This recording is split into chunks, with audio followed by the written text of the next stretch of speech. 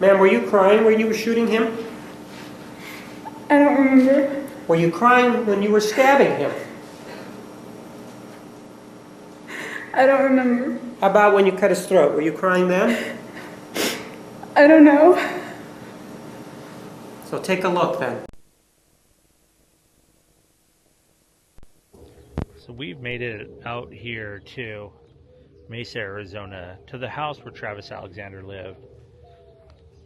Now, I do quite a few famous graves and other crime grave sites on my channel. This one's a little bit different to me, and doing true crime videos are always a sensitive subject because this one in particular was such a big story. I mean, worldwide, the story of Travis Alexander and Jody Arias. And just the way and the craziness of Jody and the obsession she had with Travis was on another level. And behind me is the house where everything did happen. Going to talk a little bit about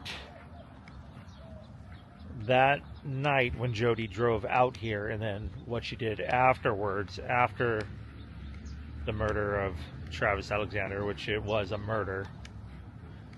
And then we're going to go out to Travis's final resting place in another state. Now, he was born in Riverside, California, and he's actually buried in Riverside, California, and that's where we're going to wrap the video up at. You have a problem with the truth, telling the truth, don't you? I would love to help you in any way that I can. Okay. That wasn't the truth. No, that was not the truth. Why didn't you tell the truth? I was ashamed. I didn't want my family to see me admitting to something like that. It was hurting me to lie. I don't know. I was trying to kill myself, I think. Ma'am. I was in a strong state of denial. Ma'am. If I told the truth, then I would have to explain why. And if I had to explain why, then I would have to go back through our whole history. So what you're saying is, I guess, is that you were being a good Samaritan, right? In lying. My mind wasn't right during that whole period because I'd never killed anyone before. We're directly across the street from this park, and just driving in here was weird for me because every right I made, every left I made, you know, the closer I got on my map, I knew that was the same way that Jody drove in. I know that was Travis's day-to-day way of coming down this street right here, making a left, and over there where those white trucks are, I'm going to step over there in a bit, but that is where Travis lived. Scott on Tape did a video here a couple years ago. He did a really good job.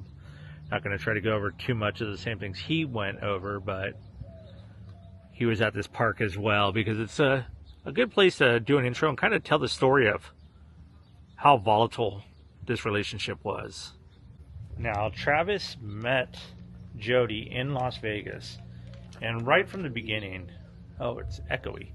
Right from the beginning, it was just a crazy relationship. It went fast, as any person knows, or anybody that's had that experience. Sometimes things go rather quickly. Now, Travis was part of the Church of Latter-day Saints. He was a Mormon. Jody, within 2 to 3 months, already did everything she had to do and became a Mormon as well, which was moving a little quick. It might be a telltale sign if a guy or a girl does that. You know, just dumps everything and joins your religion right from the beginning, you know. So that's kind of a wild thing. And, you know, it works for some, but in this case it did not. Now, on the night that Jody came down, she rented a car. I believe it was in Redding, California, which is Northern California. She told the people that she was only going to stay around Redding.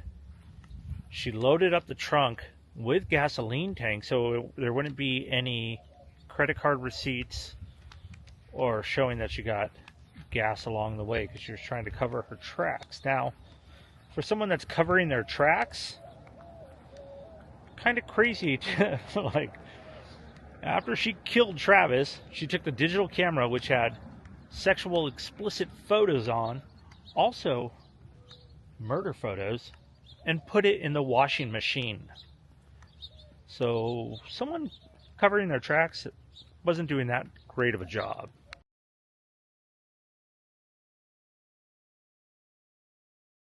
This is a very small closet, isn't it? No, it's bigger than the cell that I live in. It's bigger than what? It's bigger than the cell that I live in. It's not a small closet. Ma'am, we don't want to know where you live in. Do you understand that? I'm just using that as reference. It's Ma'am, not small. Do you understand? Did I ask you where you were living? No. We're clear, right? We do not want to know where you're living right now. You understand that? Okay, sorry. No need to be. Take that attitude that... Is there an issue with you with answering the questions as they're posed? Sometimes, but I'm trying to answer them the best I can. So is it an attitude issue with you then? Again, there's the mailboxes, and you had to figure Travis and Jody came to the mailbox just everyday life. That's really what blows my mind. And straight ahead here on the right-hand side, off of Queensboro, is Travis's house. Now, supposedly this top left room is the master bedroom. There's no windows on the side, so the bathroom's in the back. Now, they were both dating other people after they broke up, but Jody came back over that night. I guess they got together, and while Travis was taking a shower, Jody, and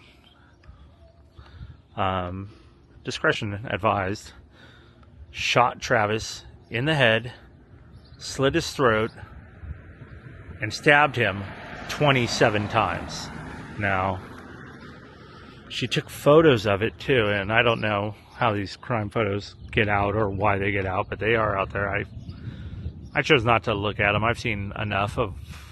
It's a horrible circumstance of what happened, and I mean, this is just... I've been to the Turpin house, and the Turpins are... Look them up. They're a horrible family that kept their kids locked up in their room out in the Riverside area, but this one I think takes the cake. The house where Jody Arias killed Travis Alexander. Now, she killed him, I believe it was on June 4th, 2008, so almost 17 years ago. And then she left his body in there. His friends eventually saw her to wonder what happened, so the police came over and they found him in the shower. But this is the house that Travis was renting to. Travis was a pretty interesting guy, too. He had his whole life ahead of him. Look at this cactus. Never seen that before. It just broke off in half, and then look at it. Flowers sprouting. That's kind of cool. So like I was saying, Travis was also a stand-up comedian. He did some stand-up shows under the name Eddie Snell. He was working for a company called Prepaid Legal Services. Walk across the street. And that was like an all-in-one company. I remember my buddy too. When I was living in Simi Valley working at an insurance company, he started selling this stuff. And what it was you pay like a monthly retainer, like $30, and then you do anything wrong in your life, or you need something notarized, or just anything with an attorney, you're covered. You just call them, and it's a one-stop shop. Now, they sold that company eventually for hundreds of millions of dollars to something else. You can look it up. Prepaid Legal Services. But Travis was in that company, and he was selling the subscription to legal insurance. But I'm right here, so I'm gonna show. So Jody was showing up at his house, and he had a new girlfriend. She was slashing his tires. She was hacking his emails. She was doing all sorts of stuff. This is a pretty big house for one dude to be living at too. 3-car garage, and like I said, he was supposedly renting it. But this is the drive. This is where Jody would have came, and she left here and drove to her boyfriend at the time, because they were seeing other people in Utah. When she returned the car supposedly had blood on the floor mats. Now, these people, I don't want to upset them, but that is the door where she would have entered. And the top left is the house, or the room of the master bedroom, and I'll show you from this side too. See how the walls go back? There's no windows. I'm trying to see where a vent would be, and there's a balcony in the back, so maybe it just goes all the way through? I'm not sure. Now, Jody Arias, when she went to court, she tried to represent herself, and then She was forging letters and saying she was abused, and usually when you're trying to represent yourself, that's a telltale sign, and the judge had enough and said, no, you need some legal help. She was eventually, they were going after the death penalty. Now, the death penalty, they were deadlocked with the jury twice, so she supposedly is only about an hour and a half away from here, in prison, without the possibility of parole, serving a life sentence. So, who knows? The Menendez brothers just got out, or looks like they're going to be paroled rather quickly. So who knows? Eventually down the line, maybe Jody could. But Jody did such a horrible, horrible, gruesome murder to this young man. And just a shame. 30 years old, prime of his life, in that house. One more thing to show. So there's a playground in the park there. Over there's the mailboxes. We are on Queensboro Street. You can find the address if you ever want to, if this is your thing, true crime. I'm just in awe. Like I was saying, every left I made, every right, like thinking what was going through her mind when she was making those turns, coming to the street, you know, to ultimately end Travis's life. She would have gotten in the car right there. It's so surreal being here. It's such a huge, huge story. They even made a TV movie about it. They've done quite a few little TV things with Jody. I guess she's now doing tattoos in prison. Terrible. We're going to go to Riverside, California, leave this state and go see Travis's final resting.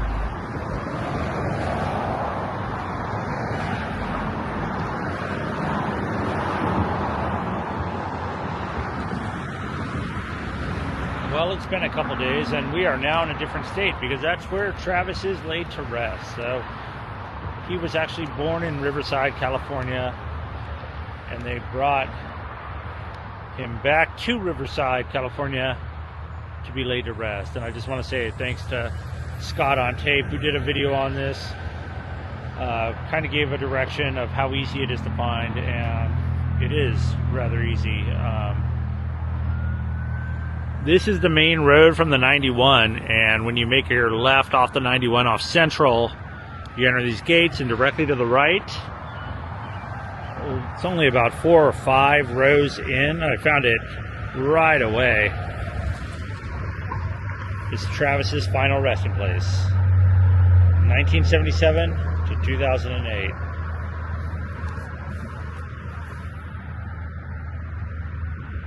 So the story of Jody and Travis was worldwide news. I mean, this thing was, at the time, bigger than life, you know. Everybody knew about it. There was Jody Arias, his name is synonymous with just this brutal murder, and that's what she is. She's a brutal murderer. She's a terrible, terrible person. While doing some of the history on the murder in question, or the murder that happened, I came across a few things. I know the story fairly well. I lived it too. I do remember it. And I did see the crime photos. I don't know why they're out there, but the crime photos are very gruesome. Travis had a train going by. Travis had defense wounds on his hands where he tried to protect himself. Like I said, he was shot in the head by her. His throat was slit from ear to ear. I've seen a lot of stuff, and I have a pretty strong stomach to things of that sort, but this one is terrible. Absolutely. Probably it's gruesome. I mean, they're out there. I don't recommend. I'm not going to put them in my video. I just want to remember Travis for who he was. Nobody deserved this. She was crazy. I had no idea. I know the train goes through Riverside, but geez, it goes straight down next to the cemetery here. But I do want to say, it looks like nothing's been left for a short amount of time, but crazy Travis and I were born in the same year. I think I'm a little bit older than him as far as months go by, but with that being said, this is the story of Travis Alexander and Jody Arias. Glad to hear she's locked up in a cell. I hope she's not enjoying life. I hope it's miserable every single day for her. Once again, these are my opinions. This is my take on it. I think Jody's a horrible person. I think that she possibly deserved the death penalty for taking his life. With that being said, thanks for watching. Like this video if you like this video. Send me a message if you remember it or you want to talk about this. We'll talk about Travis at all in depth a little bit more. And as always, see you next. While I was sitting here waiting for some of the sounds to pass, this gold balloon over here keeps making its way. The string is just, it's still on there, but he just keeps drifting back and forth across and making his way over here, making itself known. I thought that was pretty interesting, but all right. Rest in peace, Travis. The State of Arizona versus Jody Arias, verdict, count 1. We, the jury, duly impaneled and sworn, and the above entitled action upon our oaths do find the defendant as to count 1, first-degree murder, guilty. 5 jurors find premeditated, 0 find felony murder, 7 find both premeditated and felony.